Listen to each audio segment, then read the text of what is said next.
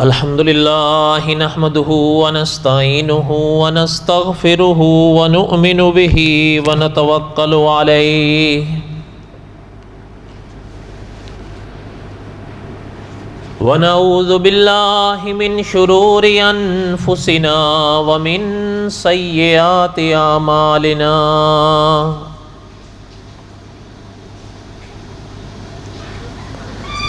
من يهده الله فلا مضل له ومن يضلله فلا هادي له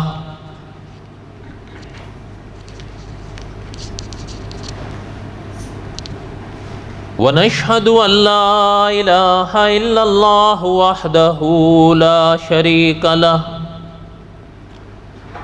ونشهد أن سيدنا وسندنا ومولانا محمدا عبده ورسوله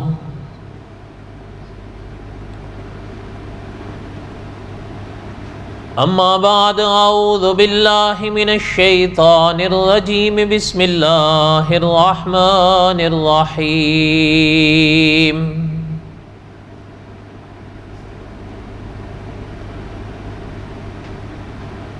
نحن نقص عليك أحسن القصص بما أوحينا إليك هذا القرآن وَإِن كُنْتَ مِن قَبْلِهِ لَمِنَ الْغَافِلِينَ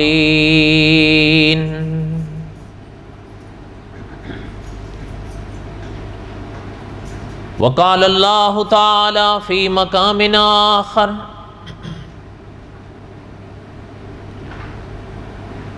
إن الله اصطفى آدم ونوحا وآل إبراهيم وآل عمران على العالمين ذرية بعضها من بعض والله سميع عليم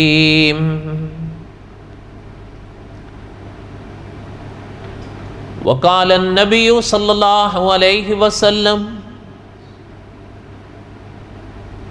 الناس بنو آدم وآدم خلق من تراب صدق الله العظيم وصدق رسوله النبي الكريم ونحن على ذلك لمن الشاهدين والشاكرين والحمد لله رب العالمين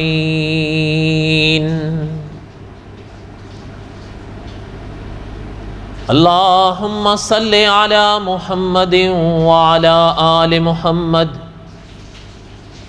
كما صليت على إبراهيم وعلى آل إبراهيم إنك حميد مجيد اللهم بارك على محمد وعلى آل محمد كما باركت على إبراهيم وعلى آل إبراهيم إنك حميد مجيد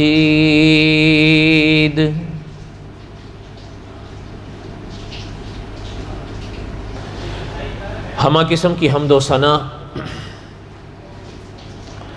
اللہ ذات لم یذل لا یزال کی پاک ذات کے لیے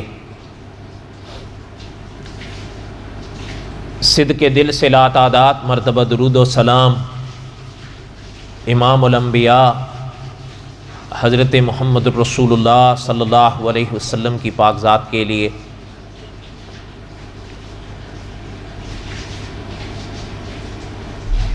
قصص الانبیاء علیہم الصلاۃ والسلام اور حضرت شمویل علیہ الصلاۃ والسلام کے واقعات میں دہرا رہا تھا۔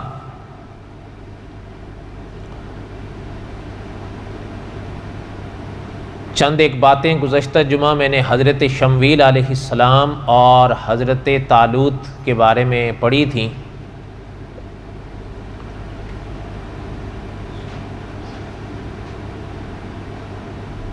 آج اسی باب کا اگلا حصہ پڑھنے ہیں۔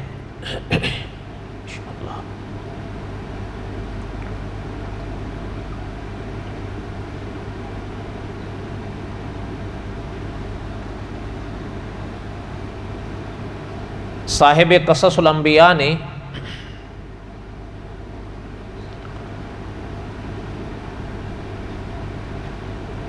یہ واقعات جس باب میں لکھے ہیں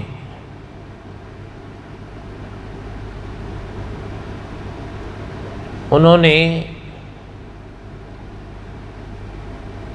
ان ابواب میں یہ باتیں بھی لکھی ہیں کہ اللہ کے انبیاء علیہ السلام کے واقعات میں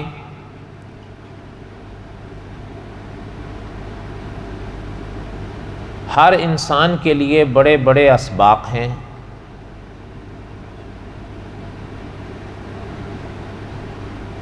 اور انسان کو چاہیے کہ اللہ کے نبی علیہ السلام جو کام اس کو کرنے کا فرمائیں وہ کریں، جس کام سے اللہ کے نبی علیہ السلام منع فرمائیں اس سے رکیں۔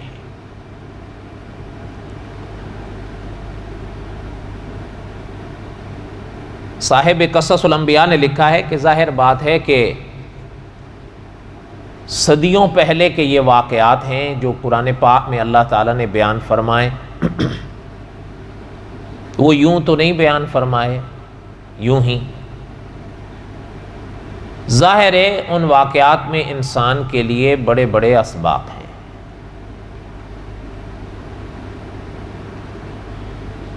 بلکہ تفسیر مکی میں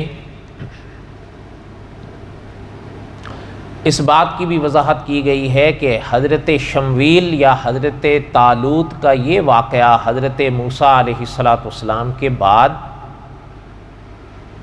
اور حضرت عیسیٰ علیہ السلام سے 1100 سال پہلے کا ہے۔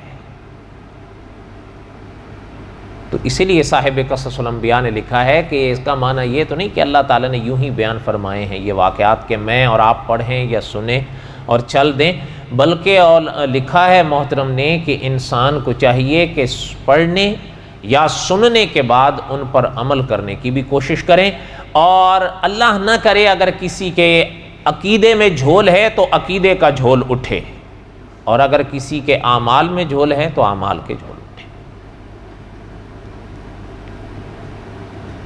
تو بہرحال حضرت شمویل علیہ السلام کے اور حضرت طالوت کے ہم واقعات پڑھ رہے تھے، اور تابوت سکینہ کے حوالے سے کچھ باتیں پہلے پڑھی، کچھ باتیں گزشتہ جمعہ پڑھی۔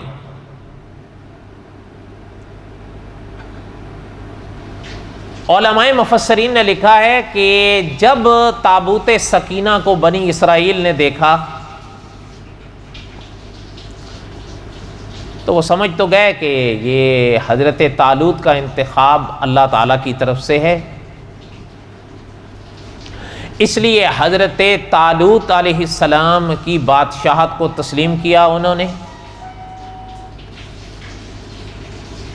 اور محترم سے فرمانے لگے کہ ٹھیک ہے جی، ہاں کہنے لگے کہ جی ٹھیک ہے بس بات ختم ہو گئی۔ تو حضرت طالوت ان سے فرمانے لگے کہ ٹھیک ہے، تو پھر جب بات ختم ہو گئی ہے تو اب چلو جس بات کا تم نے کہا تھا اس پر عمل کرو۔ کیا معنی کہ انہوں نے کہا تھا نا حضرت شمویل علیہ السلام سے کہ ہمیں ایک بادشاہ دیجئے جن کی رہنمائی میں ہم جہاد کریں گے عمالقہ سے، تو حضرت طالوت نے فرمایا اب تمہارا مطالبہ پورا ہو گیا، اب جہاد کی تیاری کرو۔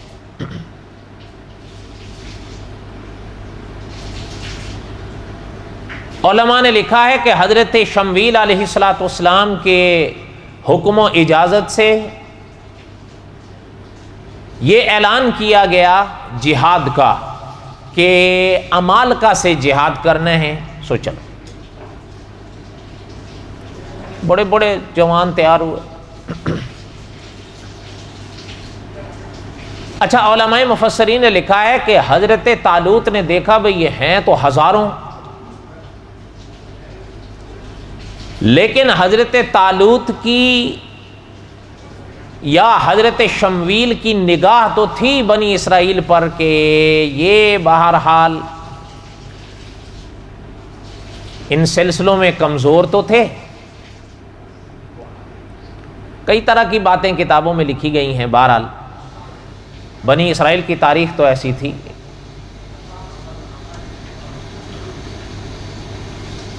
اب جہاد کا اعلان ہوا, اعلان سن کر ہزاروں کی تعداد میں تیار ہوئے. بعض علماء نے پرانی کتابوں کے حوالے سے لکھا ہے کہ 80,000 تیار ہوئے. حضرت طالوت نے فرمایا کہ چل. اچھا, اور ظاہر بات ہے کہ جس قوم سے مقابلہ تھا وہ بھی کوئی کمزور قوم نہیں, وہ بھی ہزاروں کی تعداد میں تھے. اور یہ بھی صاحب قصص الانبیاء نے یا دوسرے حضرات نے لکھا ہے کہ جتنی طاقت عمالقہ کے پاس تھی, ظاہر بات ہے اتنی بنی اسرائیل کے پاس تو نہیں تھی. عددی کہیں یا اصلحی کہیں.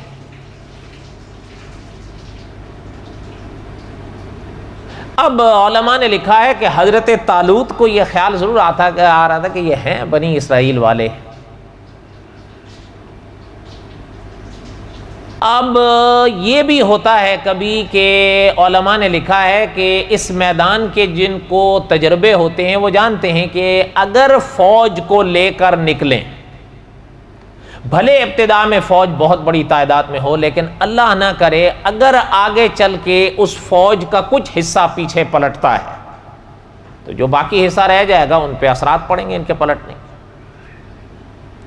اب حضرت طالوت کو یہ خیال بھی رہا کہ اگر یہ آگے چل کے پلٹتے ہیں یا ان میں سے کچھ پلٹتے ہیں تو باقی پہ برے اثرات پڑیں گے.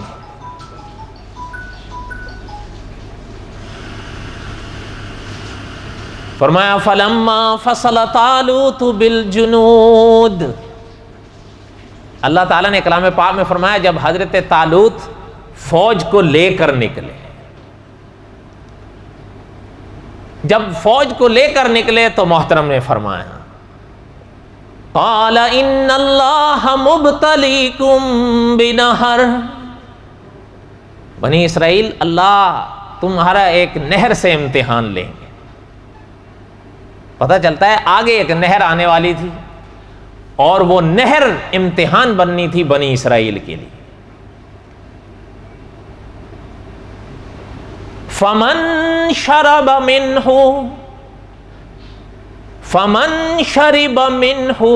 جس نے اس سے پیا, فلیس منی, وہ ہم میں سے نہیں ہو, یعنی ہماری جماعت میں سے خارج ہو جائے گا.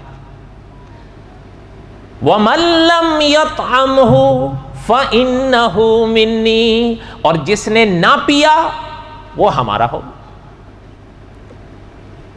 إِلَّا مَنِ اغْتَرَفَ غُرْفَةً بِيَدِهِ, ہاں اگر کسی نے ایک چلو لے کے گلا تر کر لیا اس کی گنجائش, اس کی اجازت ہوگی, لیکن اس سے زیادہ نہ ہونے پائے چلو سے.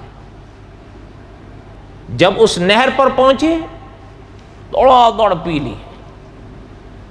ہاں الا قلیلا منہم, اللہ نے فرمایا بہت تھوڑے تھے جنہوں نے نہیں پیا.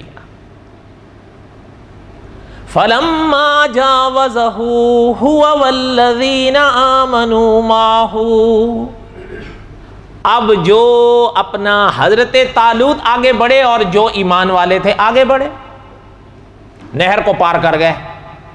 جنہوں نے پانی نہیں پیا تھا یا جنہوں نے صرف چلو بھر پیا تھا وہ پار ہو. جنہوں نے پی لیا تھا پیٹ بھر بھر کے وہ تو وہیں ڈھیر ہو. قالوا لا طاقت لنا اليوم بجالوت وجنودہ,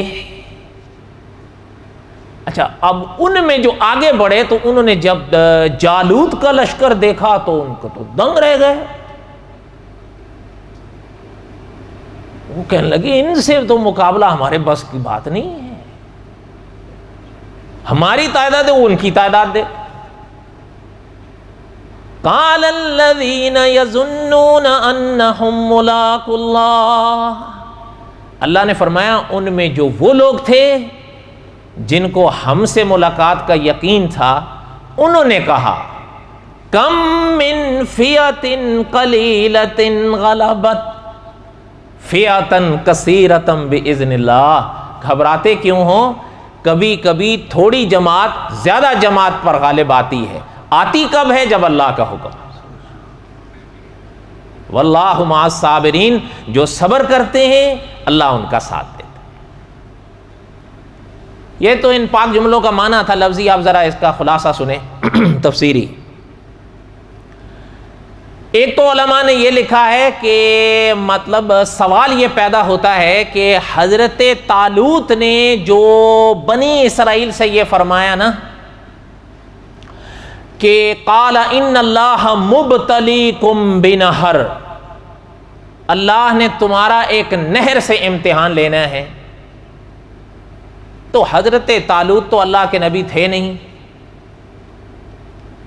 انہوں نے یہ کیسے کہہ دیا؟ مولانا ادریس کاندلوی رحمۃ اللہ علیہ نے لکھا ہے کہ یہ تو معنوی بات ہے کہ حضرت طالوت اللہ کے نبی نہیں تھے۔ اس سوال کا محترم نے دو طرح سے جواب دیا ہے، لکھا ہے حضرت رحمۃ اللہ علیہ نے کہ ایک تو یہ بات ہے کہ ممکن ہے کہ چونکہ حضرت شمویل وہاں موجود تھے تو حضرت شمویل پر وحی یہ نازل ہوئی ہو اور محترم نے حضرت طالوت کو بتا دیا ہو، اس لیے کوئی اشکال بھی نہیں رہتا۔ اور اگر حضرت شمویل نے حضرت سے طالوت کو نہ بھی بتایا ہو تو اس میں تو کوئی شبہ نہیں ہے کہ حضرت طالوت خدا کے ولی تھے، تو جس طرح اللہ کے انبیاء پر وحییں نازل ہوتی ہیں خدا کے اولیاء پر الہام اترتے ہیں، تو یہ عین ممکن ہے کہ حضرت طالوت پر الہام اترا ہو، اور پھر سوال ہی پیدا نہیں ہوتا کہ جب حضرت شمویل وہاں موجود ہوں تو حضرت طالوت نے اس الہام کا حضرت سے ذکر نہ کیا ہو، تو جب حضرت سے ذکر کیا تو حضرت نے تصدیق کر دی تو بات ختم ہو گئی۔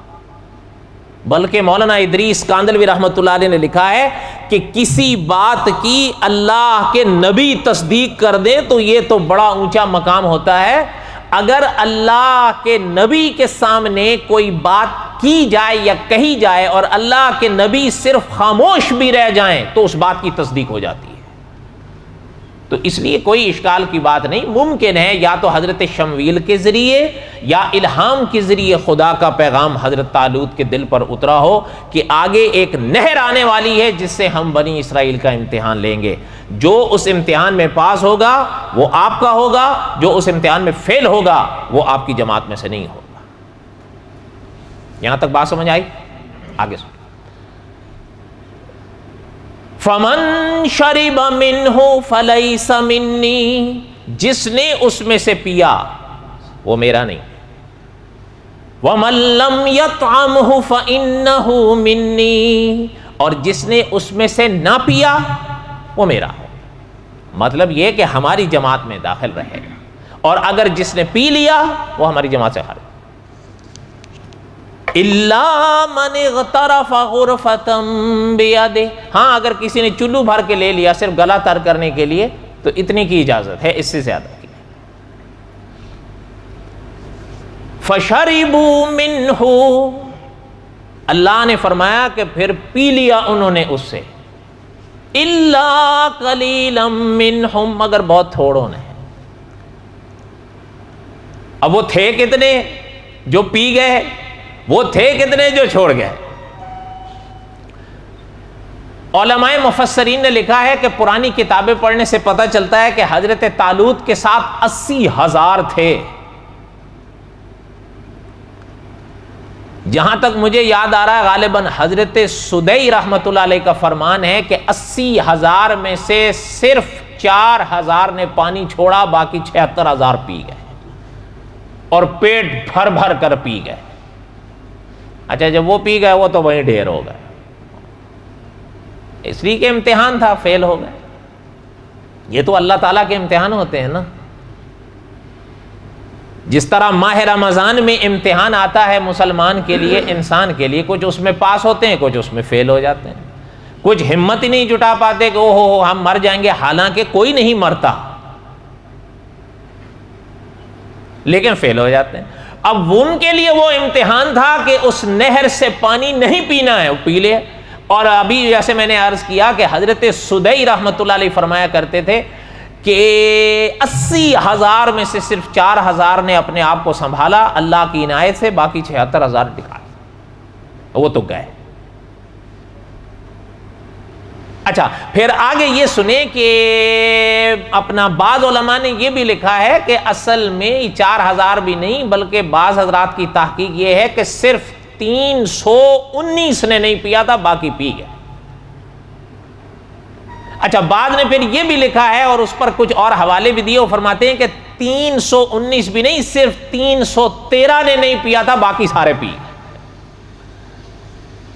اس لیے قرآن پاک کی شان ہے، قرآن نے مکتی مکا دی ہے کہ الا قلیلا منہم، بس بہت تھوڑوں نے نہیں پیا تھا، بات ختم ہو گئی۔ اب فی الحقیقت ان کا عدد کتنا تھا اللہ بہتر جانتے ہیں۔ بعض حضرات نے یہ پیش کیا ہے کہ ان کا عدد اتنا ہی تھا جتنا بدر کے صحابہ کا تھا، واللہ اعلم، اللہ تعالیٰ بہتر جانتے ہیں۔ بہرحال ہاں یہ بھی علماء نے لکھا ہے کہ اب وہ تو رہ گئے چند سو، اور جالوت کا لشکر تھا 1,00,000 سے زیادہ۔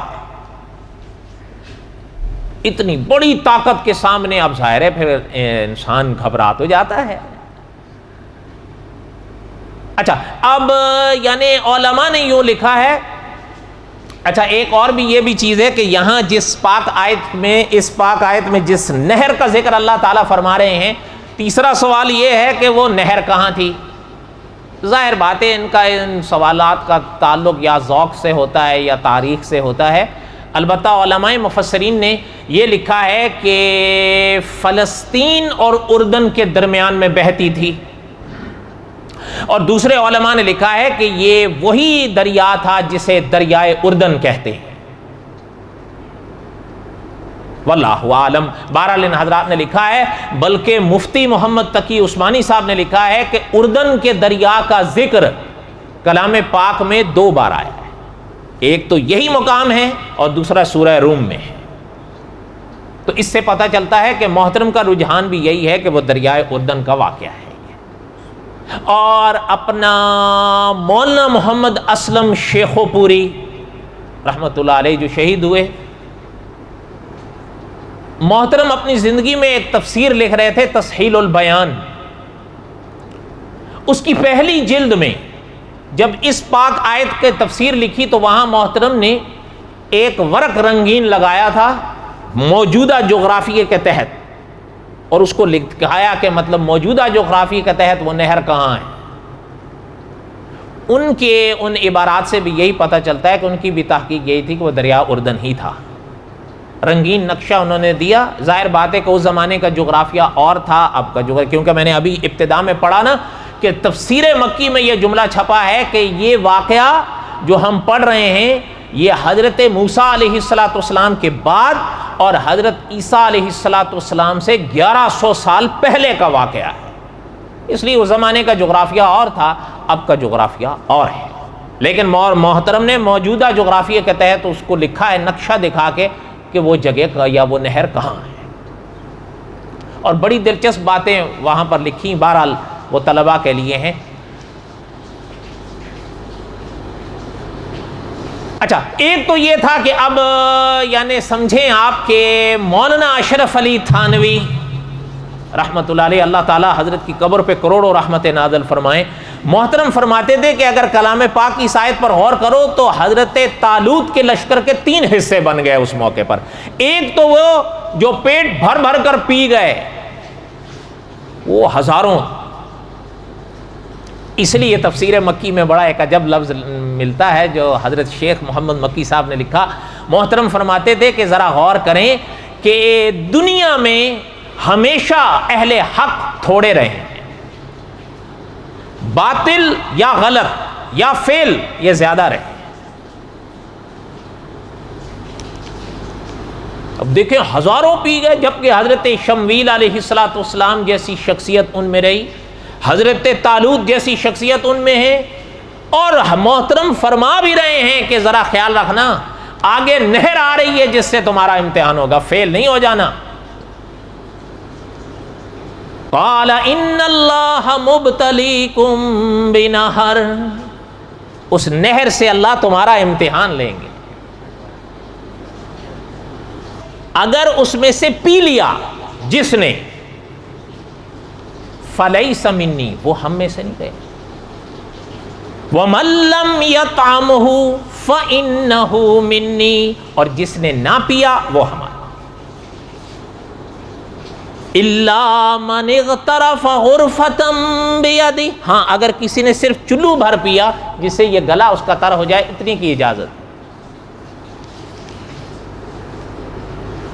فَشَرِبُوا مِنْهُ، اللہ نے فرمایا پی گئے وہ اس سے، الا قلیلا منہم، مگر بہت تھوڑے، یعنی حضرت چنوٹی صاحب رحمۃ اللہ علیہ فرمایا کرتے تھے کہ اگر اس پاک آیت میں یہ آگے الا کا قلہ نہ ہوتا نا تو سارے گئے تھے، لیکن الا کا قلہ آ گیا تو جو رک گئے تھے تھوڑے سے اس کا استثناء۔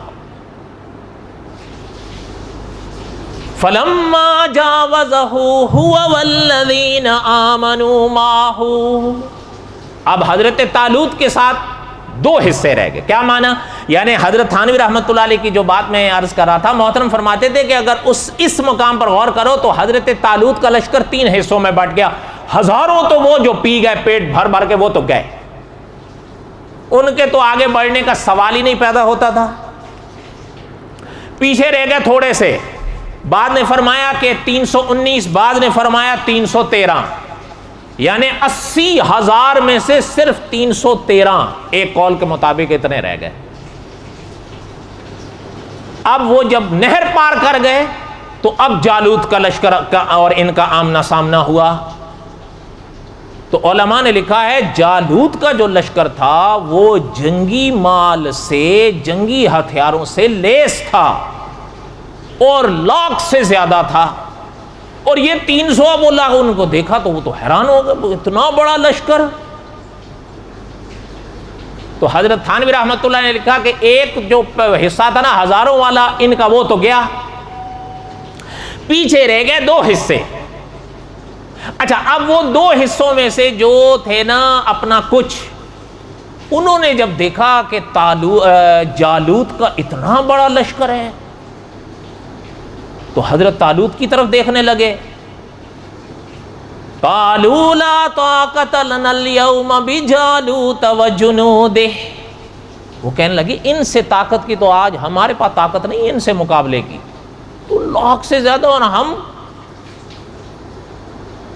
جب یہاں تک بات پہنچی تو ظاہر ہے جو ساتھی تھے ان کے، انہوں نے بھی تو سن لیا نا، تو اللہ نے فرمایا قال الذین یظنون انہم ملاق اللہ، اللہ نے فرمایا ان میں جو وہ تھے جن کو یہ یقین تھا کہ ایک دن ہم نے اللہ سے ملنا ہے، انہوں نے ان سے کہا جنہوں نے کہا تھا کہ آج ہم ان سے کیسے مقابلہ کریں گے، ہمیں تو طاقت ہی نہیں ہے ان کے مقابلے کی، ان سے انہوں نے کہا جن کو اللہ سے ملاقات کا یقین تھا، انہوں نے کیا کہا، کم من فیۃ قلیلۃ غلبت فیۃ کثیرۃ باذن اللہ، انہوں نے فرمایا گھبراتے کیوں ہو، دیکھتے نہیں ہو ہوتی تھوڑی جماعت ہے، زیادہ پر غالب آ جاتی ہے، کب آتی ہے جب اللہ کا حکم آتا ہے۔ تو اچھا علماء نے لکھا ہے کہ جب حضرت طالوت، دیکھنے سیدھی بات ہے، جیسے تفسیر مکی میں فرمایا گیا امتحان ہوتے ہیں نا یہ تو قدرت کی طرف سے انسان کے، ایمان والوں کے، بس تھوڑی سی ہمت دکھانی ہوتی ہے۔ اب جب جالوت کے اور حضرت طالوت کے لشکر کا آمنا سامنا ہوا، یہ 300 کچھ، وہ لاکھ سے زیادہ۔ اچھا یہ بھی علماء نے لکھا ہے کہ جو تھا نا اپنا جالوت،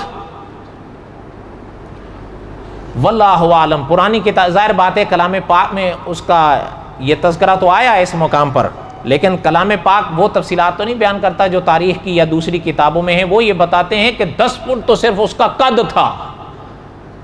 واللہ عالم, ہو سکتا ہے. اچھا, اور تفسیر کی کتابوں میں یہاں تک لکھا ہوا تھا کہ جب وہ حضرت طالوت کے مقابلے کے لیے سامنے آیا نا, تو جو زرہ پہن کر وہ آیا تھا, اس زمانے میں زرے کا رواج تھا, زرے جو پہن کر آیا وہ پرانی کتابوں میں تو آتا خالی اس زرے کا وزن 3 من تھا. اچھا, کوئی سوائے یہ تھوڑے سے حصے کے باقی کوئی جسم کا حصہ اس کا لوہے سے باہر نہیں تھا, لوہے کے اندر ہی تھا.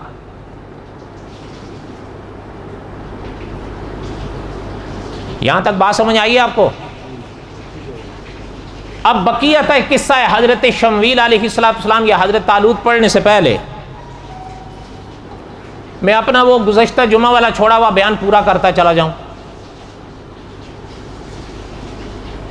حضرت شمویل علیہ السلام اور حضرت طالوت کا یہ جو واقعہ یہاں رکا ہے, اس کے بعد اللہ نے اگر زندگی دی تو آئندہ جمعہ میں اس کو آگے پڑھیں گے انشاءاللہ. جو سبق میں نے گزشتہ جمعہ جہاں چھوڑا تھا اس کو سنیں. عرض میں یہ کر رہا تھا تابوت سکینہ کے حوالے سے کہ اس دنیا میں کچھ اللہ تعالیٰ کے خاص بندے ہوتے ہیں, اس سے کوئی بھی انکار نہیں کرے گا, نہ کرنا چاہیے نہ کر سکتا ہے. آپ اسی مرحلے پر دیکھ لیں نا, ہزاروں پیچھے رہ گئے, 300 میں سے کچھ کو گھبراہٹ ہوئی, بشری تقاضے تو ساتھ ہوتے ہیں نا, لیکن ان میں بھی کچھ ایسے سامنے آئے کہ جنہوں نے ان کو یہ کہہ کے تسلی دی, قال الذین یظنون انہم ملاقو اللہ, جن کو پورا یقین تھا کہ اللہ سے ملنا ہے. کم من فیۃ قلیلۃ غلبت فیۃ کثیرۃ باذن اللہ. اب یہ خاص ہے نا, ہے یا نہیں؟ اب وہ جو ہزاروں چلے گئے ان کو ان پر یا ان کو ان پر تھوڑا قیاس کر سکتے ہیں. کوئی اگر ایسا کرے گا غلطی ہے. وہ پیٹ بھر کر پی گئے, انہوں نے تو چلو بھی نہیں پیا, یہ وہ تھے. اس لیے میں نے یہ عرض کیا تھا کہ علماء نے لکھا ہے تابوت سکینہ کے اس موقع پر کہ کچھ اللہ کے جو خاص بندے ہوتے ہیں, قدرت کی طرف سے ان پر خاص عنایات ہوتی ہیں, ان کا انکار صحیح نہیں ہے. دیکھیں ایک بات سننا, حقیقت یہ ہے کسی کو اچھی لگے بات یا بری لگے, میں اور آپ عموماً, سب کی نہیں میں بات کرتا, لیکن عموماً 5 نمازیں بھی پوری نہیں کر پاتے. وجہ اس کی کوئی بھی کہہ لیں, سستی کہہ لیں یا مجبوری کہہ لیں, لیکن تجربہ یہ ہے کہ عموماً 5 نمازیں بھی پوری نہیں کر پاتے. پھر ہم کس لگن سے یہ امیدیں رکھیں کہ خدا کی وہ خاص عنایات جو خدا کے خاص بندوں پر اترتی ہیں وہ ہم پر بھی اتریں؟ یہ کیسے ہو سکتا ہے؟ یہی وجہ ہے جب ان پر وہ خاص عنایات اترتی ہم دیکھتے ہیں نا, تو ہم کہتے ہیں یہ کیسے ہو سکتا ہے. ان کی روحانیت کے میں اور آپ مقابلے نہیں کر سکتے. اس کی وجہ یہ ہے کہ میں نے اور آپ نے روح پر اتنی محنت ہی نہیں کی ہوئی ہوتی. ایک بات سننا, آپ صلی اللہ علیہ وسلم کی امت میں ایک حضرت ابو عبید رحمۃ اللہ علیہ گزرے ہیں. علماء نے لکھا ہے یہ خواص خاصان خدا میں سے لوگ تھے. حضرت بشر حافی رحمۃ اللہ علیہ کا ایک فرمان حضرت یمنی رحمۃ اللہ علیہ نے ان کے بارے میں لکھا ہے. کہتے ہیں کہ حضرت ابو عبید خدا کے وہ بندے تھے کم از کم 70 سال زندگی کے اس دنیا میں گزارے, لیکن 70 سالوں میں کبھی چہرہ بھی آسمان کی طرف نہیں کیا. حضرت نے لکھا ہے کہ پوچھا ایک دن ہم نے کہ حضرت یہ کیا بات ہے, ہم نے کبھی آپ کو چہرہ اوپر اٹھائے نہیں دیکھا, گناہ ہے؟ بولو تو صحیح, چہرہ اوپر کرنا گناہ ہے؟ نہیں. حضرت بشر حافی رحمۃ اللہ علیہ فرماتے ہیں ہم نے کہا حضرت ہم نے کبھی آپ کو چہرہ اوپر اٹھائے نہیں دیکھا, کیا وجہ ہے؟ تو حضرت نے فرمایا کہ حضرت ابو عبید رحمۃ اللہ علیہ نے ہم سے کہا کہ بھائی بات یہ ہے کہ اس پاک ذات کی عظمت اتنی بڑی ہے کہ اس کی عظمت سے حیا آتا ہے کہ چہرہ اوپر اٹھاؤ۔ اب ذرا سوچ کے بتانا کہ جن کے دل میں خدا کی اتنی عظمت ہو، جن کے دل میں خدا کی اتنی محبت ہو، جن کے دل میں خدا کا اتنا تقوی ہو کہ وہ چہرہ بھی آسمان کی طرف اٹھاتے ہوئے حیا کریں، وہ کبھی اللہ کے فرمان کو یا اللہ کے نبی کے فرمان کو توڑیں گے؟ تو جب ان کا عالم یہ ہے تو ان پر خدا کی خاص عنایات جب اترتی ہیں تو پھر ہم حیران ہو کے کہ یہ کیسے ہو سکتا ہے۔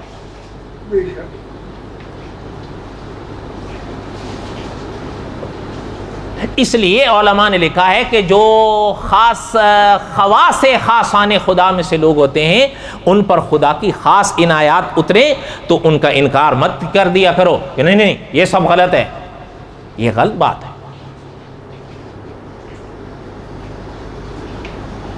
مولانا محمد یعقوب نانوتوی رحمۃ اللہ علیہ کا جو واقعہ میں گزشتہ جمعہ سنا رہا تھا وہ یہ تھا کہ قاری طیب صاحب رحمۃ اللہ علیہ محتمم دارالعلوم دیوبند نے یہ واقعہ سنایا تھا،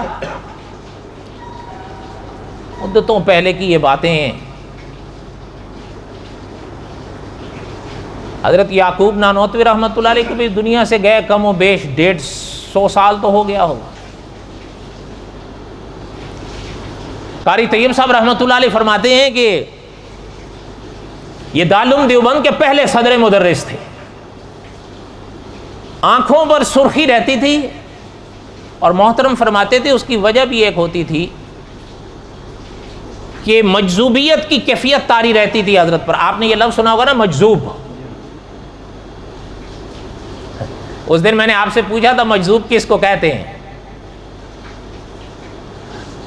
تو آپ میں سے تو کوئی نہیں بولا۔ ایک بات میں مجھے کہہ رہا تھا جی مجھے پہلے یاد تھا پھر میں بھول گیا، واللہ عالم۔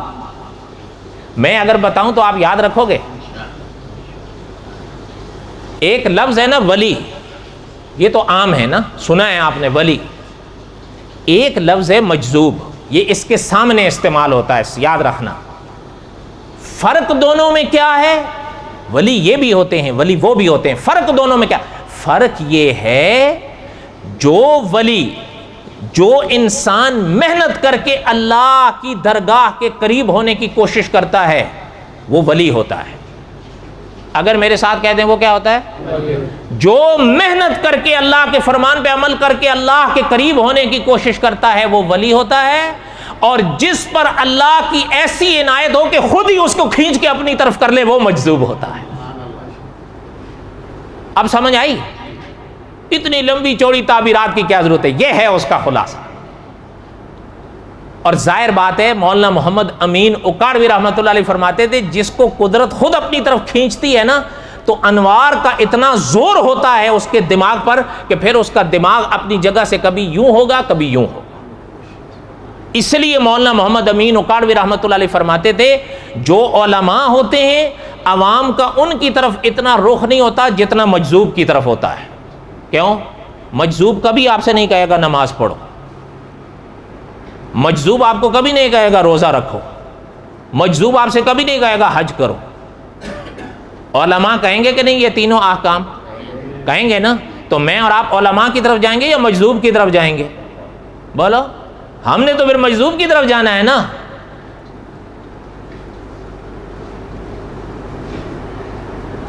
وہ کیوں نہیں کہتے؟ اس کی وجہ اللہ تعالیٰ نے اگر موقع دیا تو کسی موقع پر آ جائے گی، ابھی وہ سنیں جو، ورنہ بات پھر ادھوری رہ جائے گی۔ مولانا یعقوب نانوتوی رحمۃ اللہ علیہ ایک دفعہ اٹھے، قاری طیب صاحب رحمۃ اللہ علیہ فرما رہے تھے رات 12 بجے، اٹھ کے سوچ میں پڑ گیا کہ دریائے گنگا یہ کہاں سے چلا ہے اور کیوں چلا ہے، اتنی عظمت کیوں ہے مخلوق کے دلوں میں اس کی۔ الحمدللہ مسلمان تو نہیں کرتے اتنی زیادہ، لیکن جو دوسرے ہیں وہ حد سے زیادہ کرتے ہیں۔ مسلمان اگر کہیں کرے گا تو حد کے اندر ہی کرے گا، جو دوسرے ہیں وہ تو اگر ان کے کندھے پر گنگا کا پانی ہو وہ بیٹھتے بھی نہیں ہیں، اگر ان کے کندھے پر گنگا کا پانی ہو جوتا بھی نہیں پہنتے۔ کیوں؟ وہ اس کو خدائی درجے دیتے ہیں۔ قاری طیب صاحب رحمۃ اللہ علیہ فرمانے لگے کہ رات کو اٹھ کر چل دیے. گئے کہاں؟ دیوبند سے اس زمانے میں 40 میل کے فاصلے پر ایک گاؤں ہوتا تھا جسے گنگوتری کہتے تھے. یہ وہاں سے چلتا تھا، نکلتا تھا گنگا، چشمے کی صورت میں ایک دریا بن جاتا تھا، چلتا وہاں سے تھا. اسی گاؤں گنگوتری کی وجہ سے ہی اس کو گنگا کہا جاتا تھا اور اب بھی گنگا کہا جاتا ہے. حضرت وہاں گئے. قاری طیب صاحب رحمۃ اللہ علیہ فرمانے لگے کہ پیچھے دیوبند میں ہلچل مچ گئی، مولانا کہاں ہے؟ اس لیے کہ وہ استاد تھے. ادھر سے پوچھیں ادھر سے پتا ہے، انہوں نے کہا بھائی ہمیں تو نہیں پتا کہاں گئے. اور حضرت وہاں گئے ہوئے ہیں کہ گنگا یہ اس نکلتی کیوں ہے، کہاں سے نکلی ہے. حضرت نے فرمایا کہ 7 دن وہاں جا کر رہے، 7 دن وہاں نمازیں بھی اپنی ادا کیں، 7 دن روزے بھی رکھے. اس کے بعد حضرت رحمت اللہ علیہ واپس آئے. فرمایا جب واپس آئے تو محترم نے ایک بات کہی، سننا. قاری طیب صاحب رحمۃ اللہ نے فرمایا تھا کہ مولانا یعقوب نانوتوی رحمۃ اللہ نے فرمایا کہ وہاں 7 دن ہم رہے، نمازیں وہاں ادا کیں، روزے وہاں رکھے، دعائیں وہاں کی، تو مجھے کشف ہوا ہے کہ جہاں سے گنگا چلی ہے نا، یہ چشمہ نکلا ہے، وہاں اللہ کے نبی کی قبر ہے. اس قبر پر جو خدا کی برکتیں اترتی ہیں اس کا یہ اثر ہے کہ یہ گنگا چلا ہے. بات سمجھ آئی؟ اس لیے قاری طیب صاحب رحمۃ اللہ علیہ فرماتے تھے کہ جہاں اللہ کے نبی یا اللہ کے اولیاء دفن ہوں ان جگہوں کے خاص مقامات ہوتے ہیں. ہاں اس کا معنی کوئی بھی یہ نہیں کہتا آپ کو، اور نہ کہنا چاہیے کہ کوئی وہاں جائے تو ان حضرات سے مانگنا شروع کر دے. نہ، عزت کریں، پوجا نہیں. پوجا تو وہ کر رہے ہیں، ان کو ہم خود غلط کہتے ہیں، وہ پوجا ہی تو کرتے ہیں ان کی. ہم کہتے ہیں کہ جن پر اللہ کی خاص عنایات ہوتی ہیں یا جن جگہوں پر اللہ کی خاص عنایات ہوتی ہیں ان کی پوجا نہیں کرو، ان کی عزت کرو. آپ اور ہم ابھی نماز ادا کریں گے، کس طرف کریں گے؟ کعبے کی طرف کریں گے. اور کعبے پہ اللہ کی خاص عنایات ہیں یا نہیں؟ تو آپ اور ہم کعبے کی عزت کرتے ہیں یا کعبے کی پوجا کرتے ہیں؟ عزت کرتے ہیں، اور عزت کرنی چاہیے. اس لیے اکابر نے لکھا کہ اگر کہیں اللہ کے ولی کی قبر ہے یا اللہ کے نبی کی قبر ہے یا ان کے تبرکات ہیں، ان سے انسان ان کی عزت کرے. یہ نہیں کہ ان سے مانگنا شروع کر دے. مانگنے اور دینے والی ذات ایک اللہ کی ہے. باقی رہ گیا وسیلے کا مسئلہ. سنو ایک بات، کچھ حضرات وسیلے کو جائز کہتے ہیں، کچھ حضرات اس میں فرق کرتے ہیں. وہ یہ کہتے ہیں کہ جو زندہ ہیں ان کا وسیلہ پکڑو، جو اس دنیا سے چلے گئے ان کا نہ پکڑو. کچھ حضرات یہ کہتے ہیں مطلقاً نہیں جائز. معنی یہ کہ بحث ہو گئی، اختلاف ہو گیا نا. اور بولو تو صحیح، اختلاف ہو گیا. ایک مسئلے میں سب کا اتفاق ہے. وہ کیا؟ کہ جب بھی مانگو، جہاں بھی مانگو، جتنا بھی مانگو، ایک اللہ سے مانگو. اس میں سب کا اتفاق ہے. اس کو جو جائز کہتے ہیں، جائز پہ بحث نہیں ہوتی. جائز ایک اپنا مقام رکھتا ہے. تو بہرحال حضرت یعقوب نانوتوی رحمۃ اللہ علیہ کا جو مسئلہ میں نے عرض کیا وہ یہ تھا کہ محترم فرماتے تھے کہ ہم نے جب وہاں جا کر دیکھا تو پتہ چلا کہ وہاں اللہ کے نبی کی قبر ہے. بقیہ تک قصہ ہے حضرت شمویل علیہ السلام آئندہ. وما علینا الا البلاغ المبین. سنت ہے.